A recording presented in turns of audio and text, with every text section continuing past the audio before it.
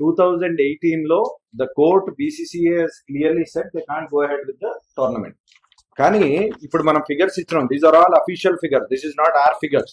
ఇప్పుడు అసలు చేయడానికే లేదన్నప్పుడు మనకి విశాఖ ఇండస్ట్రీస్ నుంచి 1,70,18,801 రూపాయలు స్పాన్సర్షిప్ వచ్చింది.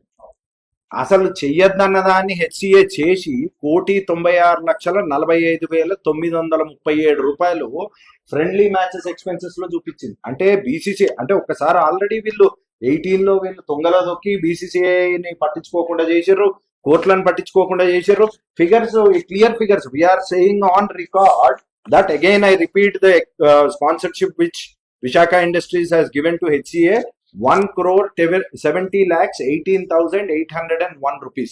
First ది ఫ్రెండ్లీ మ్యాచ్ కింద వీళ్ళు 1,46,45,937 రూపాయలు ఖర్చు పెట్టారు.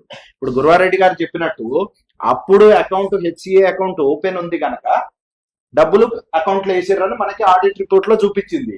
ఇప్పుడు పెట్టే 2 కోట్లు, 1,90,00,000, 1,70,00,000 18 లో పెట్టినవో ఎక్కడ వేస్తారా అన్నది లాజిక్ కదా. బ్లాక్ ఇస్తారా, వైట్ ఇస్తారా, ఎక్కడి నుంచి వేస్తారు మీరు amount? That is the clear cut logic. There is no comparison with other state. Other స్టేటే పోదాం, 18లో వీళ్ళు చేసిందే మళ్ళీ they are repeatedly attempting, saying media doesn't know anything, TCA doesn't know anything, governments పట్టించుకోవు. ఇలాంటి పరిస్థితి వచ్చినప్పుడు the accountability should come up. That is one serious agenda for our press meet as well.